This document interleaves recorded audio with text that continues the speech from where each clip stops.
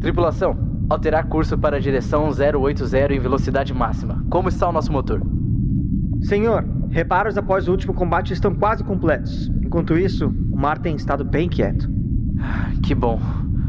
Parece que finalmente teremos uns dias de paz, não é mesmo?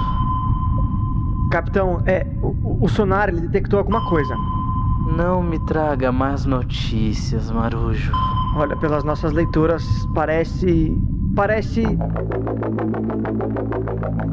que está começando mais um Cantalks, o programa diferente que ainda fala de anime. E dessa vez trazemos a pérola da sci-fi de 1998, Blue Submarine No. 6. E como sempre, um convidado especial acompanha a gente nessa discussão. Hoje temos o prazer de ter aqui Caio Felipe Cabreira. Caio, por favor, se introduza aí. Opa, lá ele, se apresente aí pra nossa audiência. Caramba, 2 minutos.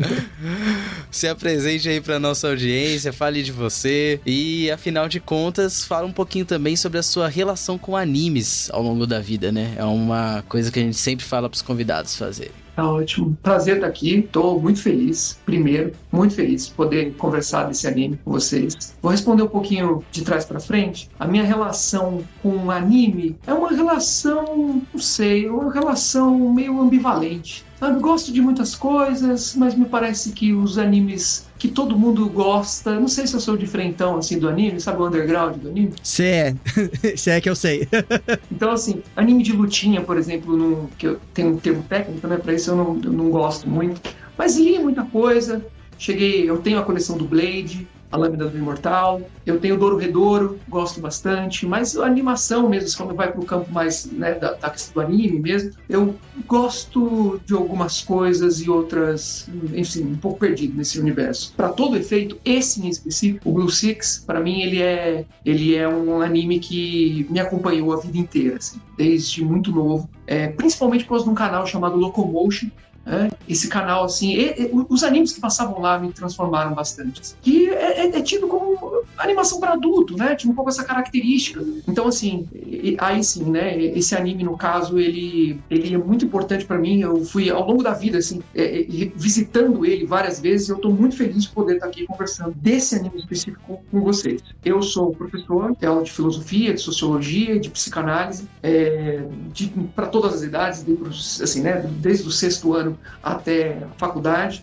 Sou psicanalista e hoje faço doutorado em filosofia, trabalho com estética, sou do grupo de pesquisa da UFABC de estética, que é o grupo de imagem e subjetividade, do qual tenho muito orgulho de fazer parte, e eu estudo Etienne Souriau e o Winnicott, mas também tenho um conhecimento sobre Jung, Lacan. Gosto bastante da filosofia contemporânea, sobretudo, assim, né, escola francesa, de certa forma, eu tenho ali um certo envolvimento com isso tudo. Acho legal que é a segunda vez em um curto intervalo de tempo que a gente tem um psicanalista que gosta muito do Winnicott, que a gente teve o nosso convidado da temporada passada falando de Len com a gente, e citou muito o Winnicott também, então agregou bastante pro papo, imagino que vai agregar hoje também. Caio, você também é vocalista, né? Ah, sim, tem esse lado artístico também, né, um lado acadêmico, mas tem meu lado artístico, sou vocalista da Striga. Já tive muita banda na minha vida, mas hoje em dia a Striga tá nativa, canto. Minha banda tem muitos temas que me parecem ser correlatos, sabe? Tem uma conexão aí íntima com esse anime, com o Blue Submarine No. 6, e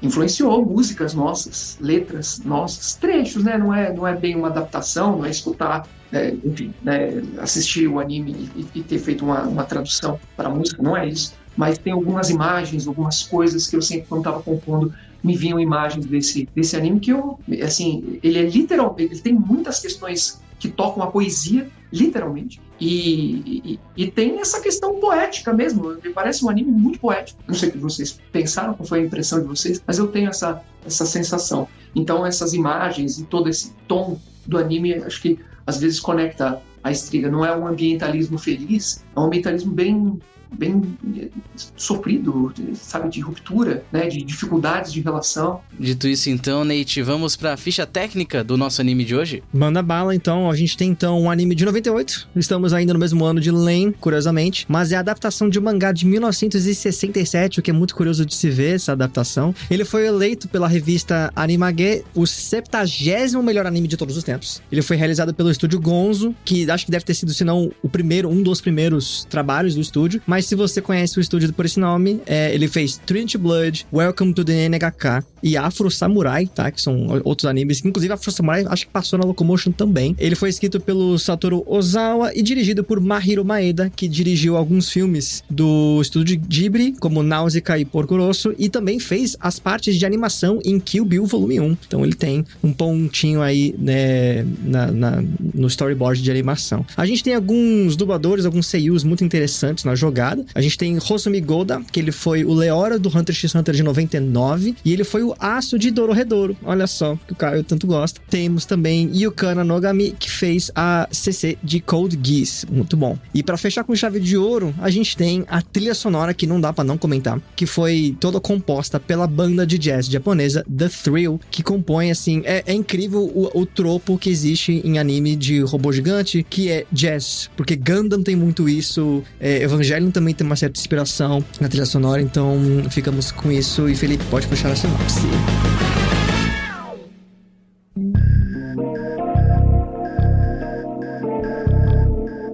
Em um mundo submerso, Hayami deve decidir se retornará à luta contra o Dr. Zorndike, responsável pela calamidade mundial e pela criação de seres híbridos, cuja única missão é acabar com a raça humana. Quem vencerá, afinal de contas, essa batalha pela Terra e pelo mar? Nathan, eu queria saber primeiro de você aí, que teve o primeiro contato, assim como eu imagino, com a obra. Quais são as suas primeiras impressões? E depois a gente passa a bola pro Caio e seguimos nesse bate-bola. Acho que, como tudo na vida, a gente tem que falar que a gente não pode jogar um livro pela capa, né? Então a gente tem que abrir um pouquinho e ler, mas a gente julga um pouquinho a capa se a capa é feia. E o Blue Submarine No. 6, apesar de eu ter gostado bastante do anime, eu só queria deixar um comentário muito breve de que foi um pouco estarrecedor ver esse 3D misturado com animação tradicional. É um pouco esquisito, mas pra ser sincero, mano, acho que foi provavelmente o primeiro anime que implementou a animação 3D, então é muito curioso estarmos vendo o nascimento de uma era praticamente em animação. Mas eu tenho que dizer que a partir lá do episódio 2, 3 eu me acostumei tranquilo. Foi só uma questão de adaptação, porque a gente tá acostumado com a qualidade de hoje em dia, então foi engraçado voltar pra esse protótipo, né? Fora isso, a gente começa o primeiro episódio de 4, né? Eles são episódios de 30 minutinhos em média, e o primeiro episódio ele já tem um trocadilho no seu título, que é blues, que a gente pensa, né, como o mundo está inundado, a gente pensa no mar, nos oceanos, a gente também pode pensar naquele trocadilho de a sensação de Monday Blues, por exemplo, né, de uma angústia, de uma sensação triste. O próprio blues, a música blues, ela tem esse sentimento melancólico, e o mundo se encontra nessa situação, e costuma ser o ponto de vista do nosso personagem principal, Hayami, que ele é um ex-tripulante do Blue Submarine, e ele desistiu da luta, porque esse Dr. Zorndike detonou a Terra, foi o principal responsável, e ele vê a devastação e simplesmente não vê propósito em continuar a luta. Então a gente parte do princípio de que estamos derrotados, e qualquer luta daqui pra frente é, assim, bater contra a parede, sabe? Fora isso, é muito curioso ver essa interpretação da nossa relação com a natureza, porque ela foi modificada a passos, assim, absurdos. O próprio Zorndike fala no último episódio, não, porque a gente começou a plantar trigo na Antártica, a gente começou a, basicamente, terraformar a Terra para comportar qualquer avanço que estava tendo. Só que isso ocasionou na destruição de tudo. E eu não consigo deixar de mencionar, fazer um pouco de puxar de sardinha aqui, que a música Águas Plásticas, da banda do Caio, que puxa a inspiração de Blue Submarine, traz em um dos seus versos, né, esse acontecimento dessa biogeocisão, né, esse rompimento de uma relação que a gente poderia pelo menos assumir como saudável entre, ou pelo menos simbiótica, entre humano e terra, e no fim não se perdurou, foi uma coisa meio que quase predestinada a acontecer o desastre. Então essas são as primeiras impressões que eu tenho, quero fazer um ping-pong com vocês. Massa, traz pra gente aí então, Caio, suas impressões sobre... Eu queria ouvir de você o que tu tira, tipo, de segundo plano da história, né? A gente tem esse primeiro plano que a história apresenta pra gente aí sobre esse conflito que vem se desenvolvendo há alguns anos, mas lá pro segundo episódio, até o final, o anime ele já começa a encaminhar pra uma questão um pouco mais profunda, né? Sobre esses conflitos. Quando a gente tem o encontro aí do Hayami com o Zorndike, as próprias questões éticas que os nossos protagonistas estão trazendo ao longo desses 4 episódios são colocadas em xeque.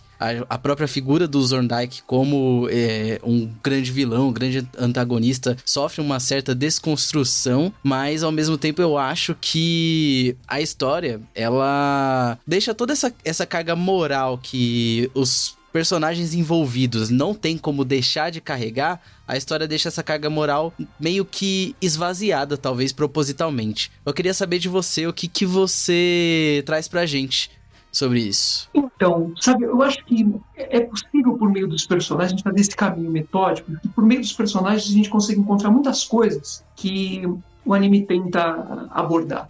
Mas acho que é como que o Nate disse, né? Em primeira mão, existe essa questão, me parece, de um conflito, mas é o conflito da vida. É como que a vida, a vitalidade, ela é problemática. Ela tem problemas por causa dos contatos, por causa da profundidade, por causa do quem é semelhante, quem é o outro, quem é diferente, quem não é, as diferenças internas dos próprios personagens. Mas eu acho que eu penso assim, não sei o que vocês acham disso, mas tem a primeira cena que o Hayami aparece, que ele está... Aliás, essa cena aparece muitas vezes. O Hayami tentando acender um fósforo, ele está tentando acender sempre um isqueiro. E ele não consegue acender. Ele fica nessa insistência de tentar acender um isqueiro que não acende. E isso me parece esteticamente já muito significativo. Daria só para ficar com isso, né? Eu me lembro do James Hillman, um junguiano, um pós-junguiano, que ele fala assim, fique com a imagem, fica com isso, é isso. O que significa alguém que tenta acender um isqueiro e não consegue acender um isqueiro? Mas se a gente for tentar fazer as minúcias aqui simbólicas, né? Observar cada coisa disso, o fogo é o símbolo da vida. Tem um outro, me lembro também de um livro do Bachelard, que chama A Psicanálise do Fogo, que ele diz que, basicamente, a análise do Bachelard é que a sexualidade humana não foi descoberta, o fogo não foi descoberto pela técnica, né? Pegar o graveto e mexer, como a interpretação marxista, né? O fogo foi descoberto pelo aparato técnico. O Bachelard fala que o fogo foi descoberto pelo calor que emerge dos corpos em fricção. Portanto, o fogo surgiu da sexualidade. Então, assim, a primeira cena ali do Hayami parece que é um personagem que está tentando entender onde está a própria vida. Qual é o significado da própria vida? Só que ele não alcançou, ele perdeu tudo. E tem um outro elemento que, quando ele é impelido a voltar para a guerra, esse é o sentido, ele diz que ele está trabalhando, mergulhando no fundo do mar e tentando encontrar tesouros. É o mesmo símbolo, né? Assim, o sentido é o mesmo. É quase como se fosse alguém que está tentando mergulhar no mais profundo da vida para tentar encontrar algum resto do que sobrou. E eu acho que esse ponto, ele está um pouquinho em todos os personagens, sabe? De algum modo. Todos eles estão tentando se apegar a algum sentido para que a vida faça sentido e não estão conseguindo se comunicar. Me parece que tem um pouco isso também, né? Tem uma questão sobre a comunicação que atravessa todo o anime. Como que a gente vai conversar? Como a gente vai dialogar? Sim, tanto é que o filho do Zorndike, no final, eu tava, nesse último episódio, refletindo um pouquinho sobre essa questão da voz, né, desse personagem que é o filho do Zorndike. Eu tava me perguntando, essa voz que a gente ouve dele, essa voz que a gente ouve em linguagem humana, né? Ela vem sempre acompanhada de um grunhido, mas ele parece um grunhido... a voz, ela parece mecanizada. Será que ela é mecânica? E o grunhido, na verdade, é a linguagem dele? E no final do episódio, a gente tem essa revelação, né? Quando ele fala, eu não quero falar com você, não tenho nada pra falar contigo. E ele tira aquele aparato, né? E só o que resta é aquela linguagem natural dele. Eu acho que tem muito a ver com isso que tu falou. Mas, ao mesmo tempo, eu fiquei pensando, esse personagem que durante esses 4 episódios era só motivado pela aniquilação do outro, ao mesmo tempo ele carrega o aparato de comunicação com ele o tempo inteiro, o que conversa com essa última coisa que o Zorndike deixa pra gente, que era a vontade que ele tinha de que os dois lados pudessem efetivar essa comunicação. Aí a pergunta que ficou na minha cabeça é, esse aparelho, ele carregava para conversar com o pai, ou era uma tentativa, mesmo que recalcada, de comunicar com o próximo? Porque afinal de contas, se é aniquilação pela aniquilação, você não precisa daquilo o tempo inteiro com você. Então eu achei meio ambivalente, assim. E eu achei muito legal como a gente explora a ambivalência desse antagonista nesse final, né? Esse final na praia, ele foi de uma de uma intensidade parecida com o final de Last of Us 2, que a gente tem esse rompante de violência baseado na vingança, mas ao mesmo tempo que você tá na iminência de alcançar aquela vingança que você conseguiu, ela perdeu completamente o sentido, e aí o que a gente vê do nosso antagonista é um corte unilateral com qualquer possibilidade de comunicação. Ao mesmo tempo, é muito curioso isso que você traz, né? Os personagens, eles estão o tempo inteiro em busca de um fragmento de sentido, um fragmento de pulsão de vida, né? E o anime, ele coloca a gente nesse ambiente que não só é um ambiente de final de mundo, né? De que tudo já acabou, mas também é um ambiente de que tá na iminência de acabar novamente. Né, tá na iminência de ter a inversão dos polos magnéticos e tal, então pra humanidade vai ser uma aniquilação total, e se não for uma aniquilação total pra humanidade, vai ser uma aniquilação total pros mutantes, entre aspas, né? Então, essa busca por um lado, por preservar uma fagulha e por outro lado, por despertar uma fagulha nova, é algo realmente presente o tempo inteiro em camadas diferentes para os personagens, né? Eu gosto muito dessa questão do limiar, porque os conflitos maiores são realizados em praias. E eu gosto muito daquela frase que aquela baleia que salva o Hayami, ela fala, o seu lugar não é nem na terra e nem no céu. E o conflito final se dá na coisa mais literal possível, que é a praia, que é entre a terra e o mar. Né? Então a gente tem esse imagético de que o conflito dos dois lados ele vai se resolver no meio termo, mas isso implica em largar o seu conhecimento de propósito de vida. E nenhum dos dois lados parece estar disposto de se livrar disso. E aí que entra uma questão muito forte da angústia da existência. Puxando um pouquinho também a sardinha de novo pro lado do Caio, achei um texto muito curioso que referencia o filósofo Miguel de Unamuno, que discute o que é a angústia de viver, essencialmente, né? Também é citado Kierkegaard, eu achei muito interessante, e que eu queria ler só um pedacinho aqui que me pegou bastante, que acho que o que eu usei pra amarrar na minha cabeça os nós aqui, que o Caio escreve o seguinte: a angústia parece desenvolver-se lentamente junto com a razão, sendo entendida por qualquer ser humano de razão plena, ainda que de maneira canhestra e pouco distinta para muitos ser um sentimento básico, podendo também ser visto como constitutivo do homem, diferenciando por isso de outras espécies. Então, esse conflito existencial entre uma nova forma de vida, inclusive, né, esses seres híbridos que agora eles exigem o seu próprio espaço, eles foram criados com a prerrogativa de que tudo que eles representam é o oposto nos humanos, que é a terra e o mar também, né? A gente pode ir por esse lado também. Eles quererem a vida no sentido quase que eterno, mas no sentido de permanência das coisas como elas estão, porque a mudança, ela também é a mudança, ela é sempre o lado obscuro da liberdade, né? Ela é sempre o lado que te pega no coração e você nunca sabe como lidar com a mudança. A mudança é sempre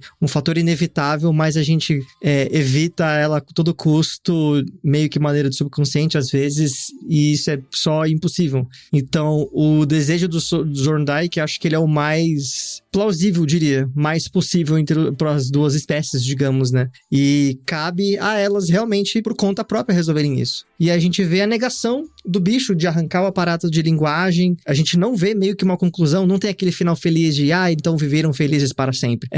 O conflito do anime, ele tá meio que inacabado. E é essa sensação desse mar perene gigantesco azul que engole tudo e que parece que não tem fim, sabe? Uma coisa que me chamou a atenção, eu não sei se vocês chegaram a ver a versão dublada. A versão dublada, quem faz a voz do Verg, que é o antagonista, é o Silvio Navas, que fez o Monra. É uma voz cansada, uma voz de um velho.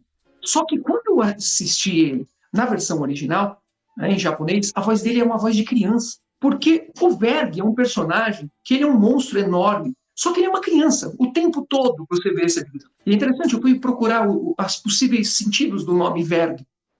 Das possibilidades é que Verg significa ter uma raiz no sentido de linear, como você estava falando aqui, né, o Nate. Você estava falando dos lineares e o Verg tem uma raiz em algum país, aí, eu não sei se é inglês, o Verg tem alguma coisa a ver com linear. E no nórdico, Verg também tem uma questão a ver com lobo, né? E ele tem uns traços meio, né, de lobo, alguma coisa nesse sentido. Bom, para todo efeito, aqui tem esse ponto aqui que eu acho interessante de observar, né? Que é um personagem muito violento, mas muito infantilizado.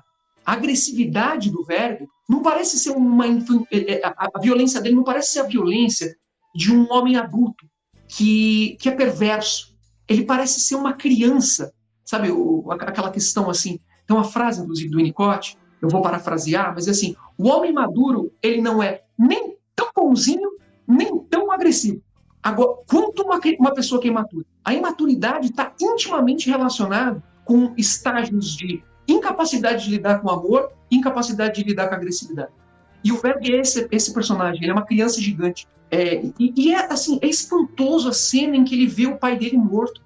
Sabe, aquele inimigo, né? Aquela coisa, a gente percebe que tem uma cena de abuso, uma cena de estupro, né? Que o Verg, ele pega aquela sereia, que acho que os nomes são Mewtwo, e ele fica claro que ele abusou dela. E queria só falar uma coisa para vocês, que assim, tem isso, né? Esse personagem que você vai odiando, ele é um antagonista, só que naquele momento que ele vê o pai dele, você vê uma criança, né? Ele batendo no chão, chorando e tudo mais. Aí tem um elemento aqui, que inclusive foi o motivo que eu escrevi a letra, e que o Nate está trazendo aqui, a questão da angústia.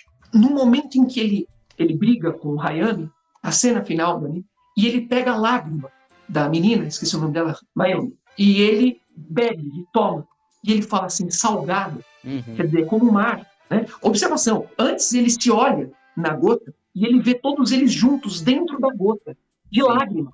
Isso é claro, me lembra o Flow, sabe? A animação, o Flow, que no final, a cena final do Flow, ele se vê em uma gota d'água. É exatamente a mesma coisa. Assim, né? O símbolo é o mesmo. É como se a vida tivesse... Eu me lembro do primeiro filósofo, Tales de Mileto, tudo é água. Né? A água está cheia de deuses. Né? Essa fala é linda.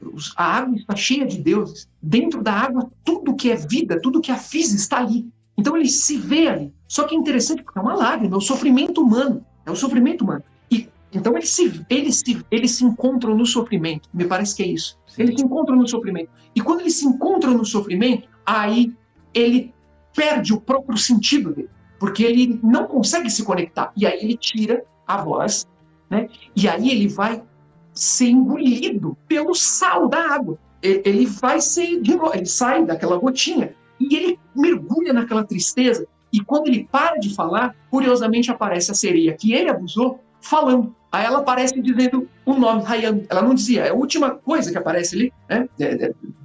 Dos híbridos, né?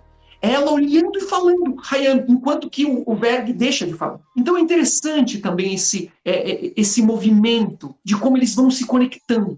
Né? Como que as espécies parecem que começam a entrar nesse final num jogo de conexão. Bom, daria para falar bastante coisa aqui sobre isso. Me lembrou também da Donna Haraway e do próprio Bruno Latour, dizendo que assim, o que significa ser ser humano? A gente costuma olhar e ver traços humanos nos animais. Então a gente fala assim, o cachorro parece humano, olha o gato. Mas a gente não vê o movimento inverso. Como o ser humano foi caninizado. Como o ser humano aprendeu a cantar com os pássaros. Quer dizer, o quanto da nossa humanidade não vem de uma herança do nosso contato relacional com os animais. E me parece que esse final do anime tem uma possibilidade de a gente ler nessa chave, né, dos seres se conectando. Só para falar um pouquinho do Zordike não, do Verg, né, que é um personagem que sempre me chamou muito a atenção. E é por causa disso, dessa última cena, que eu escrevi em Água Plástica, né? Esse corte é o que se sente da divisão da nossa lágrima e do mar.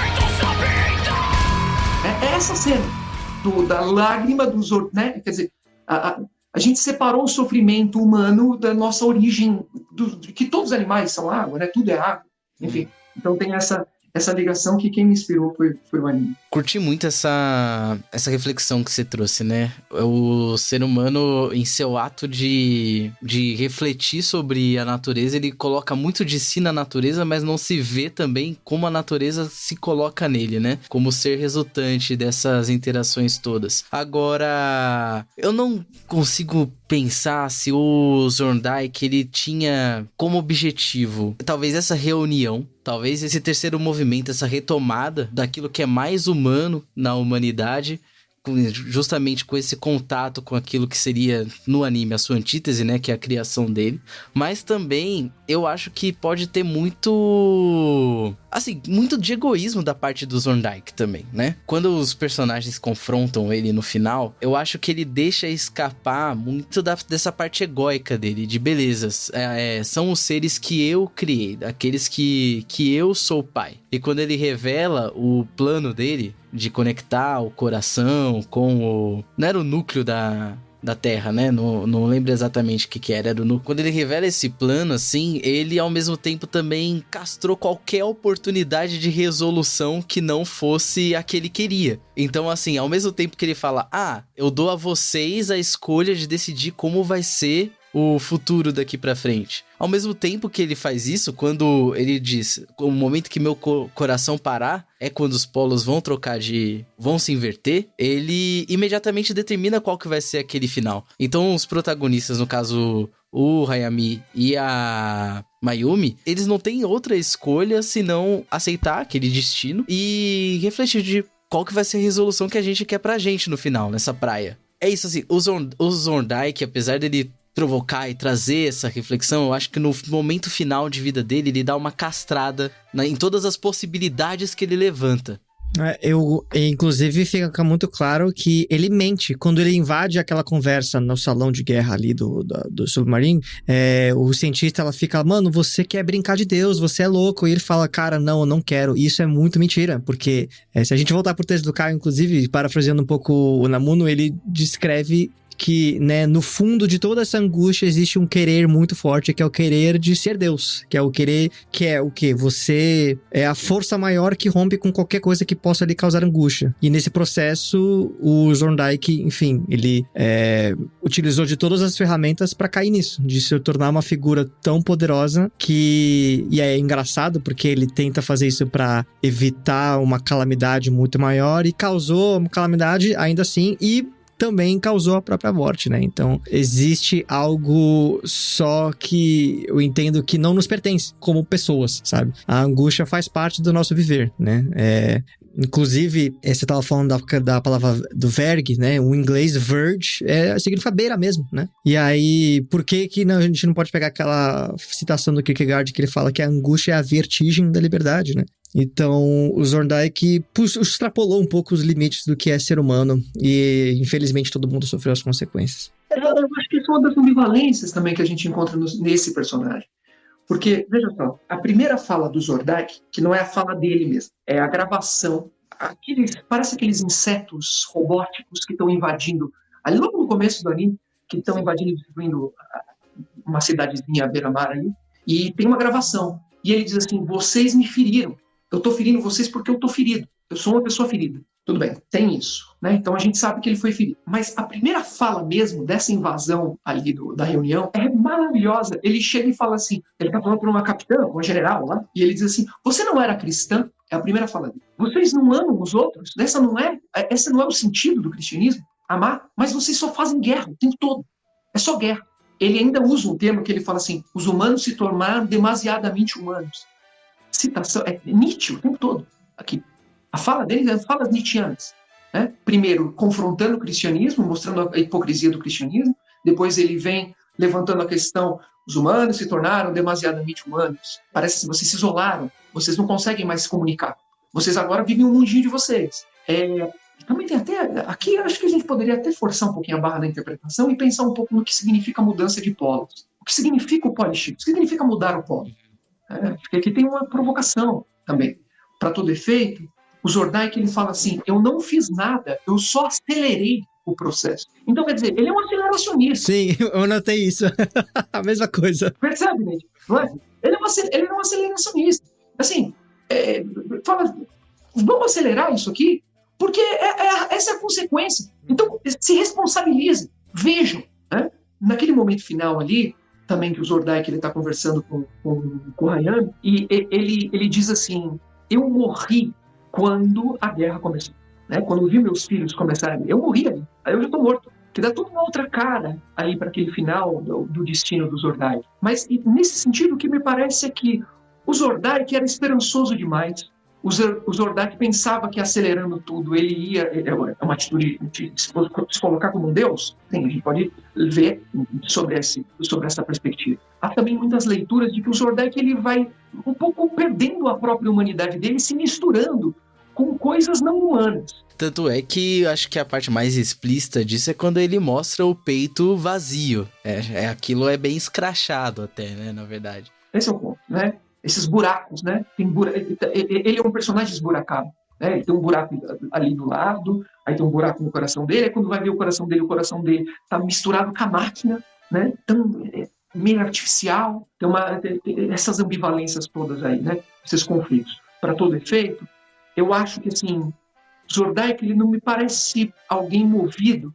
Eu acho que não é essa a interpretação que vocês fizeram, mas para todo efeito, assim, eu vejo assim, ele é alguém que parecia ser otimista demais nas relações ambientais, né? Talvez fosse esperançoso demais na natureza responsável do ser humano, e ele se engana, né? E aí ele vai alterando a própria humanidade dele.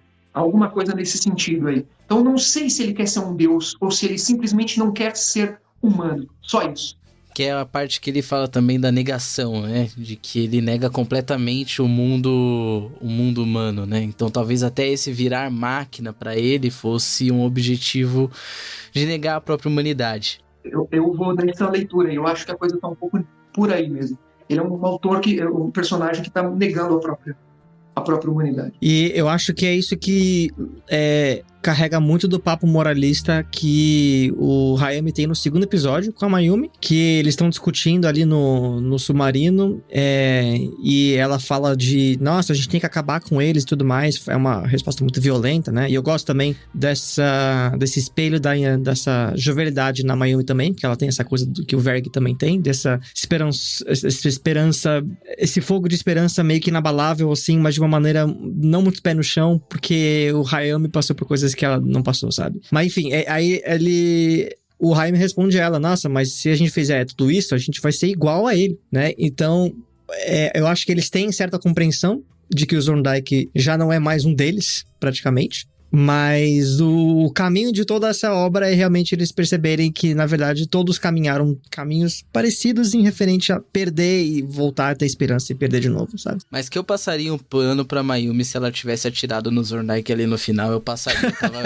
Eu tava com um pouquinho de raiva do Zordike na parte do discurso dele. É isso interessante, né? Porque os humanos pensam que o Zordike está com os híbridos. E ele não está com os híbridos. O tempo inteiro. Ele não está contente. Porque, vejam só, o Zordike também não está se comunicando com o Verg. Então, quando o Verg vem, papai, olha o que eu fiz, e ele só fala assim, não se exceda. Né? E triste. Aí a interpretação que o Verg faz foram vocês humanos que fizeram isso. O papai sempre estava triste. Vocês machucaram ele demais. Mas não eram os humanos que tinham feito isso, né? É a guerra entre eles. É a desconexão que o Zordike tem. Eu acho que também é por isso que dá uma sensação de que ele é um personagem meio metido a divino, porque ele não está conectado com nada. Ele parece ser um morto-vivo. É mais ou menos esse o ponto. Talvez seja isso, gente. Eu não sei o que vocês pensam desse momento. Quando ele está na conversa final e tem aquela criatura meio árvore que está do lado, meio... o que é aquilo? Aquilo é morto-vivo. Parece que é ele. Parece que é uma metáfora dele também. Me parece que ali, quando ele está nesse papo, ele é alguém que está dizendo, eu não tenho mais conexão com nada, eu não tenho mais conexão com a natureza, eu não tenho mais conexão com o humano, eu não tenho mais conexão com os meus filhos.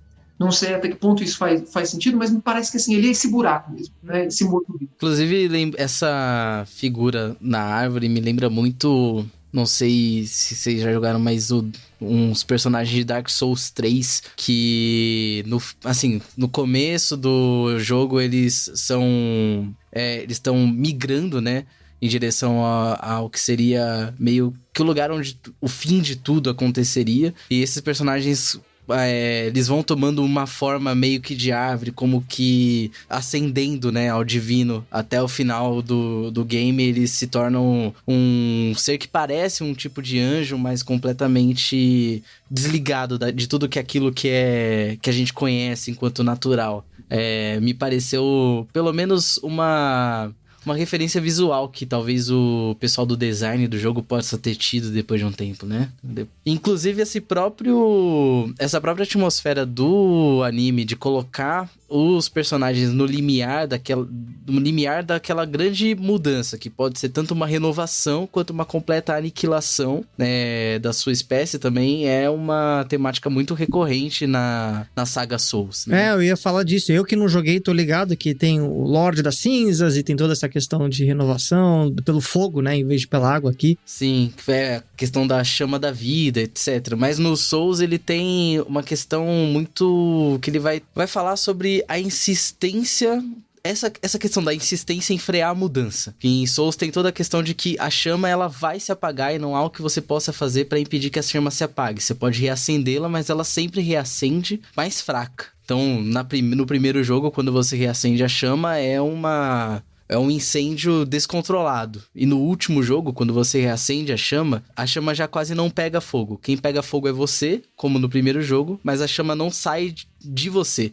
Então é como se aquela inevitabilidade tivesse sempre pra chegar. Mas você pode também, né, nos jogos, escolher deixar a chama se apagar e dar início àquela era que eles chamam de Era das Trevas, mas na verdade é uma era sem deuses, é uma era de incertezas, a verdadeira era daquela nova vida última que surgiu ali, a Era dos Humanos. Parecido, talvez, com o que poderia ser o Shift no anime, né? Então, não necessariamente interessa tanto qual que é o conteúdo dessa nova era em Souls ou dessa nova era no Blue Six, mas justamente esse medo em lidar com a incerteza do que esse Shift traz é o que motiva esses personagens a procurar essa fagulha, sabe? Essa fagulha em todos os episódios. Cara, se a morte do Zorndike não é esse ponto pro Verg, eu não sei o que é, sabe? Esse acontecimento é também uma transformação pro Hayami, porque o Hayami, ele começa a ter o discurso do Zorndike,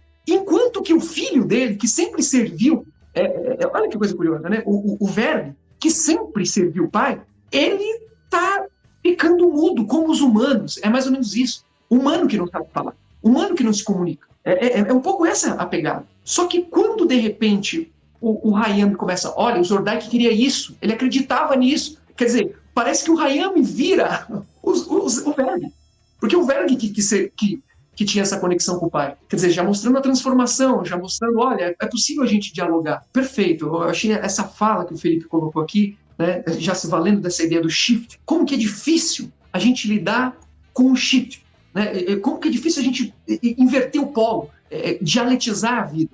Eu lembro vocês que o próprio Hegel, né, como é que a história se movimenta? A partir do trabalho do negativo. Né? Conseguir lidar com o shifter, né? Dialeticamente ficar de ponta cabeça. O que é a análise, se não é um pouco isso também? De repente você vê um outro, e de repente esse outro te tira do foco, te tira de si, né? Te tira um pouco dessa máscara, dessa falta de comunicação com si mesmo, para aqui já apontar um pouco para o anime. Então me parece que essa ideia de que, olha, não tem como, é inevitável a mudança de polos. Isso já aconteceu. Isso tem uma metáfora psicológica também no anime. Isso não está acontecendo só na natureza, está acontecendo na natureza dos personagens também. Eu acho que o Hayami tem um pouquinho dessa percepção de que é inevitável. Logo no começo do segundo episódio, que eu achei curioso, que eles estão naquele pequeno submarinozinho que se destaca do principal, né? Eles estão fugindo ali naquela cena de batalha e tal. E a Mayumi fala, cara, não pilota assim não, senão isso aqui vai pro saco. E ele fala, aqui, você tá com medo de perder o submarino? Você tranca ele.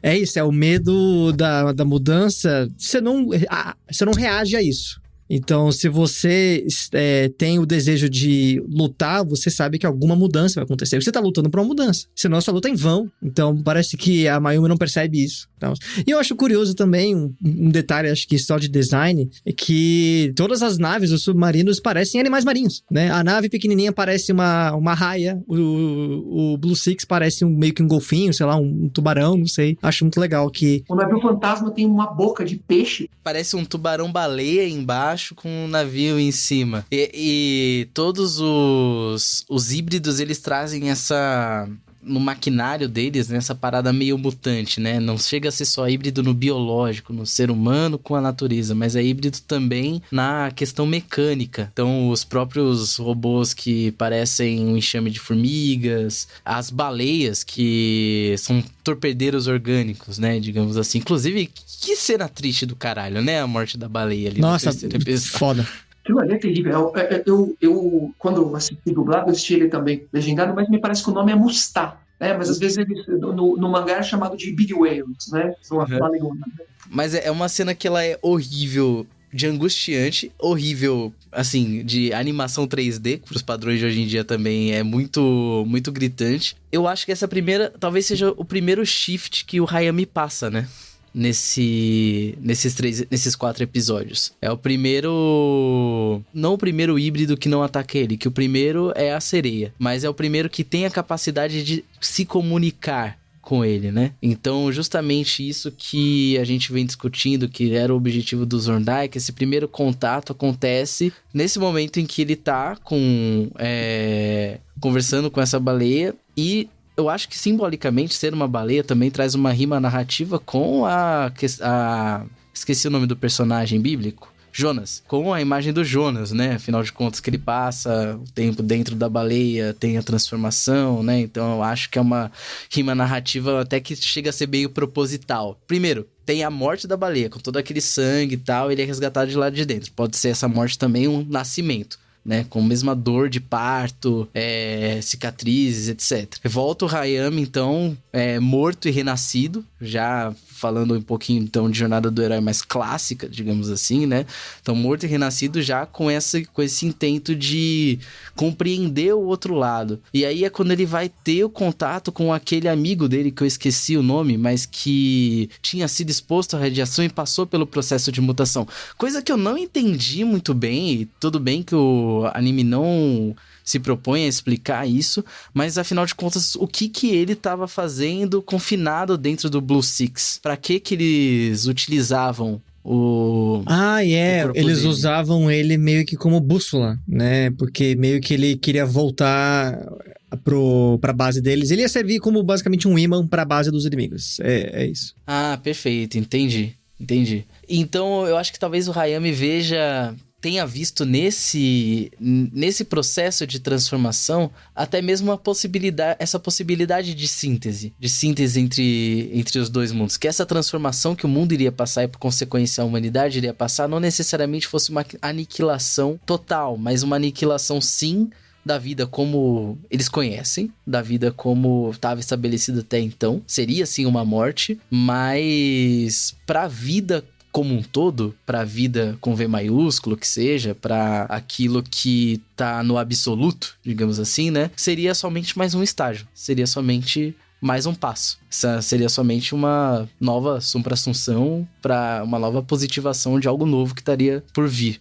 Só um detalhe breve, só que dá muito a entender de que ele reconhece o Katsumi, que é o amigo dele que faleceu, naquela criatura, naquele híbrido. Ele vê aquele momento de que os dois estão colaborando juntos. Nossa, não estão atacando a gente, estão ajudando a gente a ir pra frente e tal. E ele mexe a boca. Dá pra ver que ele tá mexendo a boca falando o nome do amigo dele. Então dá a entender que, né, naquele processo de salvação, o Katsumi, enfim, parece que atingiu um grau de síntese entre os dois e lembra do Hayami, lembra do que eles viveram juntos e tudo mais, dessa pequena sinapse, assim, então eu achei curioso, é isso. Eu queria remeter um ponto aqui, porque eu também acho dos pontos mais altos do anime esse momento com a baleia, né, com o Mustá. Parafraseando um pouco, eu não lembro exatamente como que se dava o diálogo, mas é mais ou menos assim, alguma coisa, a baleia fala assim, você pode voltar para casa?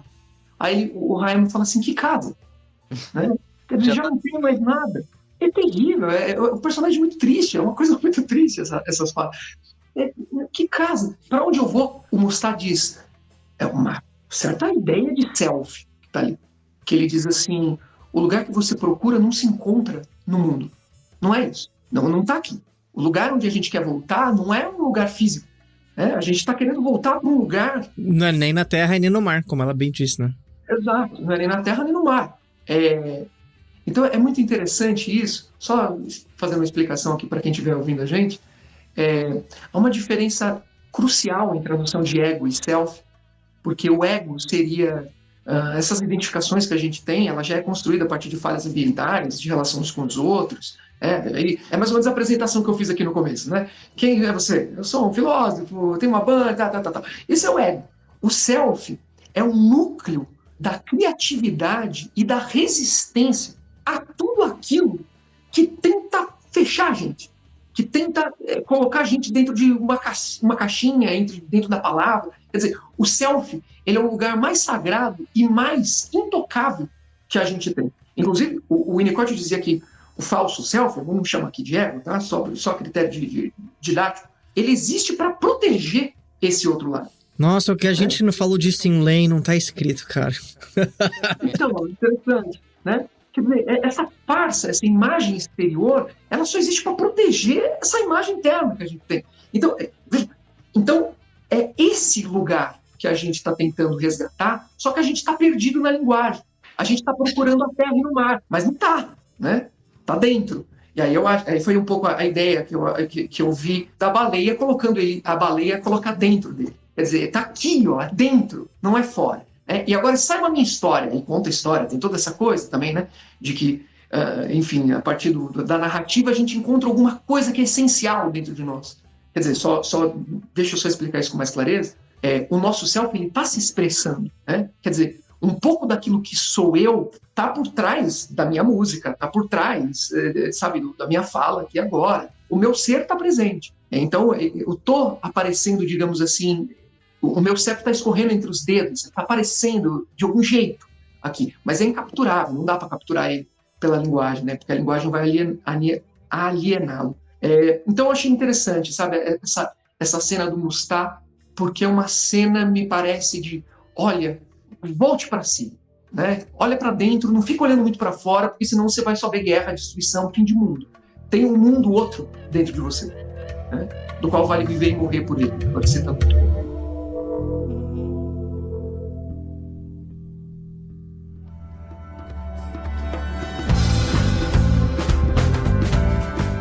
Eu tenho uma pergunta honesta aí que me brotou aqui vendo o anime, né? Pode fumar dentro de submarino? Eu queria saber o que vocês me dizem aí. Porque afinal de contas, não é tudo pressurizado? Galera fumando adoidadamente lá e eu falei, pelo amor de Deus, galera.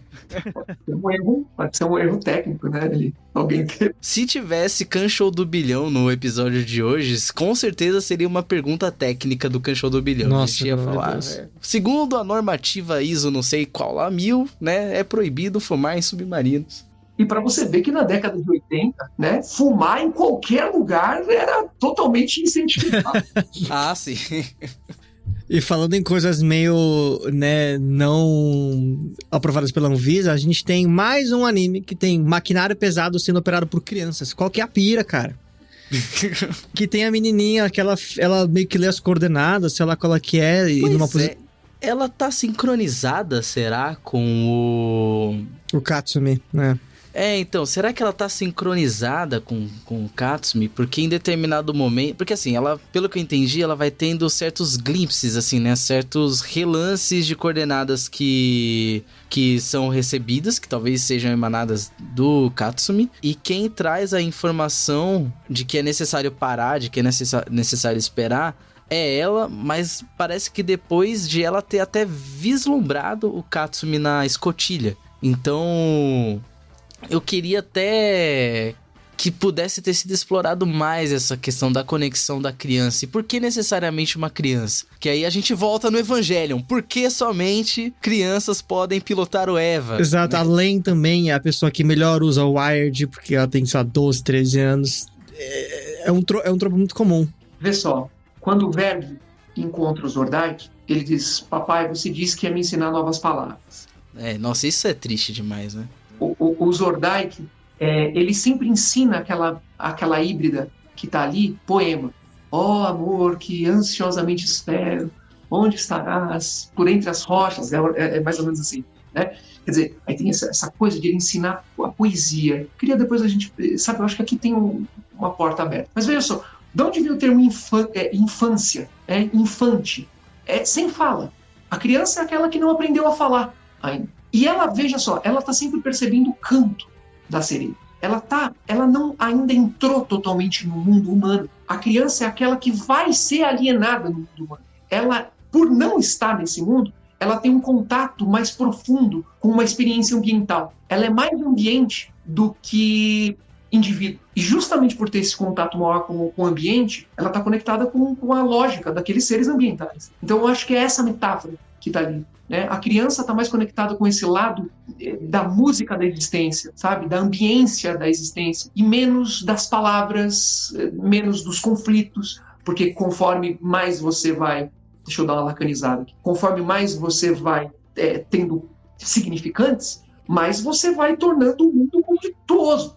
Porque você vai percebendo, eu, outro, então tudo vai se fragmentando. Quando você sai disso, quando você cai na música, por exemplo, né, a experiência da música não é uma experiência, tirando a letra, né? Vamos tirar a letra da música, ou a gente pode... A experiência de a gente escutar uma música, a gente não entende a língua. A gente só fica numa experiência ambiental, como as sereias. Elas estão sempre cantando, né? São melodias. Não está ainda nas palavras. Então acho que aqui também tem uma crítica a como entrar no mundo das palavras pode nos alienar. O Zordaic, ele ensina poesia. Ele não ensina, que é uma outra coisa. Ele não está ensinando, sabe, isso aqui, casa. Aí mostra, sabe, assim, isso daqui é tal coisa. Ele não está usando uma noção mecânica da linguagem. É uma noção artística da linguagem. O que é curioso, assim, né? Porque até queria levantar essa pergunta pra você que tá mais ligado a esse campo da estética. Ao mesmo tempo que a gente tem essa antítese, né? Entre o que é poesia enquanto a linguagem artística, né? Contraposta ao uso da linguagem mecânica. Mas não é justamente também a possibilidade da linguagem ser usada para determinar, né, para encher o mundo de determinações, que faz a possibilidade da poesia ser usada enquanto linguagem artística? Porque afinal de contas esses deslizamentos de significante, né, sobre o significado, aproveitar para dar uma segunda lacanizada aí também, que a poesia faz, só são possíveis porque essas determinações também existem. Então essa subversão, ela só é possível porque existe a posição, né? Porque existe o positivo. Então eu vejo pelo menos aí um certo conflito que é justamente onde a poesia tem o solo para caminhar, sabe? Perfeito. Entendo o que você está colocando, né? Está pensando aqui como que que a poesia tem uma característica bem heideggeriana, né? Nesse sentido, quer dizer, a poesia tem uma força de abrir o ser, né? Fazer com que a gente saia de um estado de alienação e se insira mais próximo das coisas mesmas. Só para quem estiver ouvindo aqui, para não ficar tão técnico, sabe, assim, quando a gente fala bom dia, isso é uma palavra vazia, né? Bom dia, tudo bem? Tudo bem, como você tá? Tô bem. Esse é um uso mais sem sentido da linguagem. Agora, se alguém fala para você assim, bom dia, e você escuta isso de um sentido poético, né? Talvez o caminho da linguagem, o caminho do diálogo seria outro, né? Bom dia. Tá bom mesmo, tá lindo. Ainda mais porque você me deu um bom dia agora. Que coisa boa.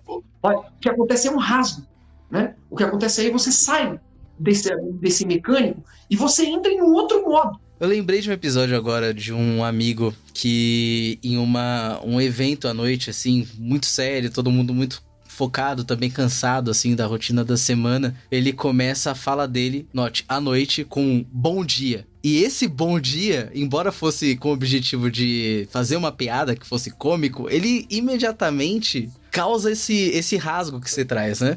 Perfeito. Agora sim, vocês sabem que estudo da poesia é um estudo, assim, muito difícil.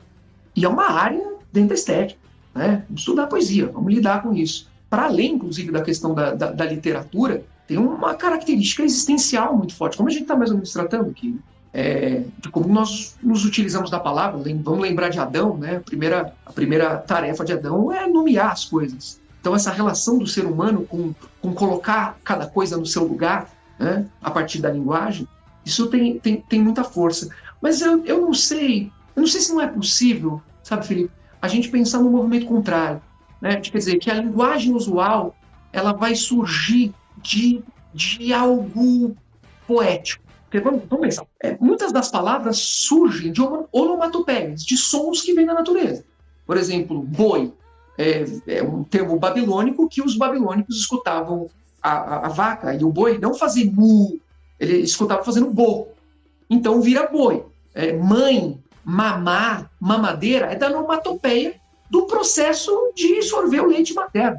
Então, talvez as primeiras experiências que nós tenhamos com a linguagem sejam experiências estéticas. Então, quer dizer, não vem talvez a origem dos significantes venha mais dessa conexão ambiental do que propriamente com uma coisa mais mental, sabe? Mais lógica. Bom, eu não tenho capacidade de defender muito isso, tá? Só estou tentando fazer um shift aqui, né? Já que a gente está no... Eu acho que é uma ótima reflexão, até porque entra na pergunta, né? O ser determina o meio ou o meio determina o ser, afinal de contas? E aí, no japonês, tem uma curiosidade que eu acho que é uma cereja do bolo nesse pensamento que você trouxe, né? Que é a questão das onomatopeias no japonês, elas têm um outro sentido e um outro uso do que a gente tem no português. Então, a gente pode ter onomatopeias para simbolizar sons da natureza, como a gente tem no português, tranquilamente, em outras línguas, mas no japonês também tem onomatopeias que indicam o estado de espírito, que indicam o ânimo, que vão falar sobre como tá o sentimento daquele personagem num determinado momento. E essas onomatopeias, elas não são só utilizadas em linguagem para entretenimento, em anime, mangá, etc., mas é utilizado no dia a dia também, né? Então, você tá animado em êxtase, você fala que você tá waku-waku, que é o som do seu coração e o seu corpo se agitando. Então, eu acho interessante isso que você traz, assim, na pergunta afinal de contas, muitas das palavras começam na onomatopeia, esse sentido mais poético, né? E talvez essa sistematização das coisas venha depois. Aí, pensando, né, já de maneira mais materialista, como uma necessidade própria também de como as sociedades começam a se organizar economicamente e com essa racionalidade que a gente coloca, mas que não foi colocada na gente, né? Que a gente impõe. O que não é, então, é aquela cena que a gente vê, não é muito o foco, mas a gente vê que naquela ilha do conflito final existe um subgrupo dos híbridos que eles vivem quase que, né, eu quero usar tribal, primitivo, num sentido mais até caricato da coisa. E a híbrida que ele tá ensinando poesia é parte desse grupo. E o que é legal de se ver, porque esse grupo, ele é a mescla dos dois. Eles estão na Terra, mas com a cara dos híbridos, mas usando de artifícios da linguagem humana para talvez, eventualmente, criar o próprio significado da material das coisas. Eu não tinha me dado conta até agora. E eu tava, inclusive, pensando muito, né? Nossa, mas o que adianta você ensinar poesia da Idade Média no Japão para uma híbrida, né? Não fazia o menor sentido. Mas agora, com o que você colocou, para mim faz sentido. É isso, né? Porque ele não está ensinando a linguagem alienada. Porque ele está querendo desumanizar, né? Pelo menos vejam, leio desse jeito. Eu penso que o Zordak é alguém que está totalmente assim... a extinção humana voluntária, é um pouco isso, Zordak. Ele não quer saber do humano. O humano é uma raça terrível, uma raça que tem que acabar. Só que ensinar poesia parece ensinar alguma coisa meio que inumano, porque o mundo do humano é o mundo da linguagem alienada. O mundo da poesia é o mundo dos deuses. Por quê? Porque você está voltando à origem. A poesia é o mais próximo que a gente consegue, ao utilizar a linguagem, de alcançar as coisas como elas são. Eu me lembro do Heidegger, né, já que a gente está nesse papo aqui, que o Heidegger dizia que a linguagem é a morada do ser, né? E tem um filósofo contemporâneo que inverte isso, que a morada do ser é a linguagem. Tem uma coisa assim, para todo efeito, quando ele está usando esse termo de linguagem, ele também está pensando na poesia nesse modo que a gente está falando aqui, né? Porque tem um jeito inautêntico, o termo heideggeriano. O modo inautêntico de lidar com a linguagem, e o Lacan chama de palavras vazias, é esse blá blá blá, sabe? Que é me atacar, desgraçado, é o outro, é o inimigo, sabe? Não tem nada que quebre. Então você vai caindo nessa cadeia de que isso significa aquilo, que aquilo significa tal coisa, né? Quer dizer, você começa a entrar como se fosse numa gaiola. Uma palavra significa outra coisa, que essa coisa significa tal coisa, e de repente você está dentro de um ciclo. Você está dentro de uma cultura alienada. É isso. A poesia, ela tem o poder de quebrar isso. E é por isso, vejam só fazendo uma política de citação, tem uma banda, inclusive você assistiu, Neide, que é o Exume, e o vocalista do Exume, ele é poeta. E ele tem uma pesquisa muito interessante na USP, falando sobre como que anda a poesia atual, como que anda o uso da linguagem atual. E as pessoas perderam a capacidade, é uma perda cada vez mais forte, progressiva, crônica. Perdeu a capacidade de usar o grau conotativo da linguagem. Então ele usou um exemplo muito interessante. As pessoas hoje em dia não sabem mais fazer a distinção de você falar assim, a casa pegou fogo e a festa pegou fogo, né? Não sabe fazer a diferença de que o fogo, um é um fogo natural e o outro é um fogo psíquico, é um fogo de clima. O clima da festa pegou fogo. E vejam, às vezes você olha alguns poemas na internet, é uma coisa assustadora, porque não tem nenhum grau de profundidade. É mais ou menos coisa assim, ó. Ah, minha vida, como é difícil lidar com a dor de uma perda. Eu vou superar. Posta é essa? Isso não tem nada. Isso é um blá blá blá. Né? É um blá blá blá cotidiano. A pessoa ainda está seguindo uma espécie de lógica instrumental da linguagem. O poema ele tem o poder de quebrar isso. Né? Aí basta você ler eu acho que muito Blue Submarine No. 6 leu uma frase do Manuel de Barros. Esse poeta que é mais ou menos isso. Ele vai descrevendo como que a natureza e ele vão se misturando. Isso vai se dando na poesia de tal maneira que você entende mais ou menos essa experiência ambiental. Só trazendo esse papo para vocês aqui, porque... Eu fico pensando naquelas poesias concretas de, tipo, veracidade. Tá ligado? É foda. Não, eu lembrei, pô, dos e-mails, não. Lembrei dos poemas de ChatGPT, pô. Quando eu entrei no meu último trabalho, a gente passou por uma dinâmica que o grupo tinha que fazer um poema. Todos os grupos, absolutamente todos os grupos usaram ChatGPT pra fazer a estrutura do seu poema e era a mesma bosta. Assim, era um uso completamente instrumental daquilo que os grupos colocaram como temas pro ChatGPT fazer, só que a estrutura era a mesma, dentro de regras impostas, assim, que o ChatGPT tinha de arcabouço, né, pra estruturar aquilo. E eu acho que as limitações dos modelos de linguagem dizem muito mais respeito também sobre as limitações linguísticas que a gente construiu ao longo do tempo. E também eu acho que esse empobrecimento da linguagem que a gente vê hoje em dia também tá muito atrelado ao que o Adorno vai chamar de cultura da televisão, né? Que embora não seja televisão no sentido que a gente entendia nos anos 2000, 90, 80, etc., é muito mais forte hoje com essa pasteurização do conteúdo no imediato, onde você já assistia um shorts, um reels, um conteúdo na internet, tudo aquilo é dado como imediato. Então você pula uma etapa de reflexão, e é isso que o Adorno vai trazer no problema da cultura da televisão, né? Eu acho que isso é muito mais forte hoje em dia, assim. E é justamente uma das coisas que às vezes eu reflito que a gente busca superar um pouco aqui no Kanshou, né? De fazer esse esforço ativo de assistir, mas assim, não só se colocar no que a gente tá assistindo, mas também fazer esse movimento contrário, né? Então todo esse papo que a gente tá aqui, a gente passou por Heidegger, passou por Hegel, passou por, assim, discussões que numa primeira camada, se a gente cedesse essa tentativa de conteúdo da internet, de entenda o final de Blue Six, sabe? É bom, é ruim, gostei, não gostei, avalia com joinha, avalia com um dedão pra baixo, de dar uma nota que seja pro anime, tudo isso perderia muitas nuances, sabe? Perderia muito conteúdo a partir do momento que a gente trataria somente como aquilo que é imediato, aquilo que a gente vê de primeira. É isso, e você perde uma dimensão. Sabe que tem um filósofo argentino muito interessante, chama Fabiano Duene. Ele tem um texto fabuloso sobre espectrologia, sobre como que a relação entre os mortos e os vivos é uma relação muito, muito íntima e que, inclusive, afeta a política. Bom, que é um outro papo.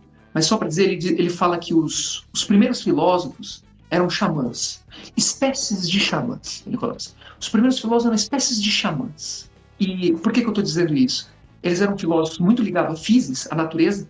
Né? Então aqui, de novo, né, essa ligação com os híbridos do Blue Submarine No. 6, que tem essa coisa, né, dessa conexão com a natureza, mas também com a poesia. Porque todos os primeiros filósofos eram, de certa forma, poetas. Eles escrevem em uma linguagem que não é a linguagem cotidiana. Eles vão alterando a linguagem para conseguir alcançar o sentido da natureza. Né? Trazendo uma fala qualquer aqui para vocês. Heráclito dizia, esse mundo é um fogo sempre vivo, que tudo queima e nunca se apaga. O que significa isso? sabe? É um ato poético. É alguma coisa de dizer, cara, tudo está em transformação, assim como o fogo que destrói, ele precisa de alguma coisa para destruir, mas aquilo está alimentando esse fogo porque ele não morre nunca. Então, ele está falando tudo está sempre em transformação. Mas falar tudo está sempre em transformação é muito diferente de falar esse mundo é um fogo, sempre é outra coisa. Sim. Sabe? É uma outra realidade. Você é colocado em outra percepção do mundo quando você lida com essa realidade poética. Platão escrevia em poesia. São os diálogos, mas é poema. Aquilo assim, né? Aquilo tem um grau de beleza, de estilo, que não é, sabe, você está lendo, como bem o Felipe está dizendo aqui, não é, sabe, essa lógica da internet, é outra coisa. Então acho que também por isso que o anime ele é tão insistente nessa questão da poesia, termina inclusive com a poesia. Você fala do Heráclito da Estação do Fogo, eu penso logo de novo no começo do isqueiro do Hayami. Só que aí a mudança, ela torna um papel muito mais ativo, porque o fogo vem da fricção do corpo do Hayami, né, da ação do dedo dele, né, da mudança dele. É até quase que paradoxal a gente temer a mudança, mas nós sermos o próprio agente dela, e a gente vai odiar a vida se a gente não tiver mudança, em algum certo ponto. E a gente precisa se botar na frente para isso acontecer, sabe? Não dá para parar a roda, né? É um pouco Zordite. Não dá. O máximo que dá para fazer é acelerar. Se você tentar segurar, Rumi, o poeta, dizia, não toca nessa roda, porque senão sua mão vai ser decepada, falando sobre ele. Massa, vou fazer uma ressalva aqui, que se você está ouvindo esse episódio e ainda não viu, né, o Blue Submarine 6, assista, vale muito a pena, dê essa chance. É uma experiência que vai te exigir um pouco de calma e paciência, porque embora sejam só 4 episódios produzidos, é outro ritmo, outra época de produção de anime também, e com uma discussão que, como deu pra ver aqui, exige que a gente olhe um pouco pra dentro enquanto olha pra fora e vê o anime também. Quero agradecer aí a participação do Caio, né, meu meio xará, Caio Felipe. Aí acho que foi um papo muito, cara, enriquecedor, assim, enriquecedor no sentido melhor sentido da palavra, né, que traz mais determinações, mas assim, para o que a gente viu, mas assim, faz a gente realmente entrar a fundo em tudo que esse anime pode ser. Então, queria agradecer de coração mesmo. De novo, acho que me pegou muito de surpresa o fato de que a gente conseguiu destrinchar tanta coisa e parece que o assunto não termina, porque cada vez que a gente chega numa aresta filosófica, parece que é um fractal quase, assim, né? A gente vai de ponta a ponta e não acaba nunca, assim. A gente sabe, sei lá, quantas pessoas a gente já citou aqui só por cima, sabe? Não é nem por um exercício de intelectualidade, é mais porque referências e compreensões do mundo, sabe? E é isso que a gente sempre almeja trazer para as pessoas aqui no programa. O Kanshou sempre teve esse propósito e sempre terá. E aí, quando comecei a conhecer o Caio e ele mostrou ser, enfim, dominador de muitos animes curiosos, eu falei, poxa, a gente tem que aproveitar isso em algum momento.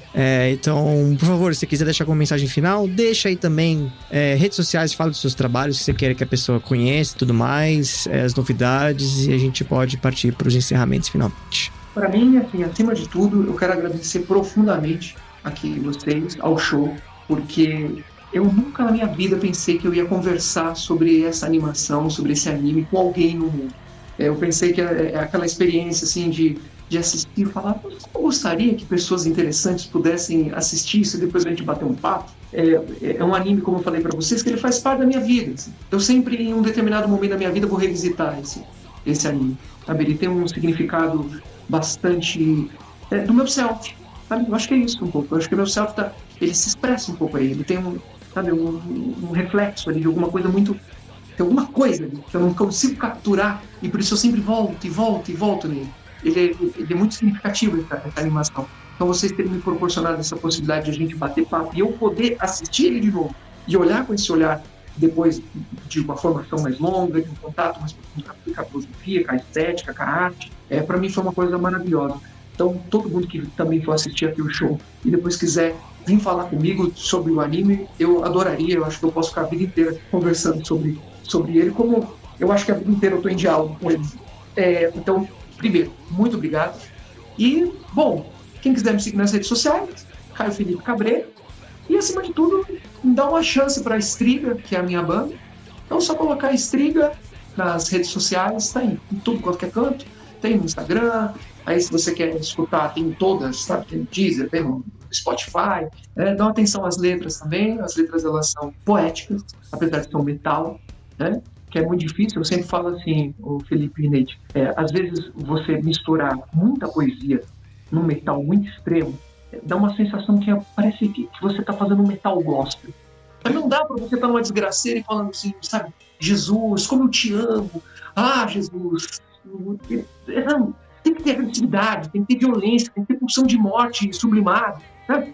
Então, esse trabalho da Striga é um trabalho que vê sobre esse ângulo também. Então, trabalha uma poesia, mas não é essa poesia, muito florida, não é essa poesia, sabe, Cecília Meirelles, não é essa coisa, assim, sabe, muito doce, muito branca, muito pura, muito leve, como brincava o Belchior.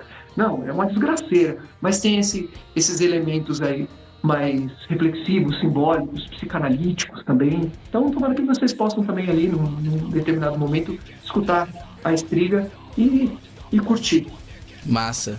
E você que tá ouvindo aí, não deixe também, claro, de seguir o Canshow nas redes sociais, em @CanshowPodcast. E também, se você chegou por aqui como o primeiro episódio do Canshow que você ouviu, dê uma atenção aí às nossas outras temporadas, né? Já falamos também de outros animes profundamente reflexivos e filosóficos, já falamos de Ergo Proxy, já falamos de Serial Experiments Lane, e estamos aí produzindo a nossa temporada de Jojo, porque nem só de filosofia vive o homem, é preciso também ter um pouquinho de palhaçada.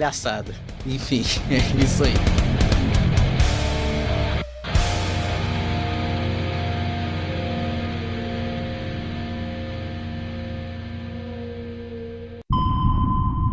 Capitão, pelas nossas leituras parece que encontramos um tipo de artefato antigo. A equipe de resgate já está a caminho e estão na linha de comunicação. E não se esqueça de seguir o Canshow nas redes sociais, em @CanshowPodcast. Compartilhe esse episódio e considere contribuir com a campanha em apoia-se.se/CanshowPodcast. Fique ligado, pois a próxima temporada vem aí e nós estaremos lá.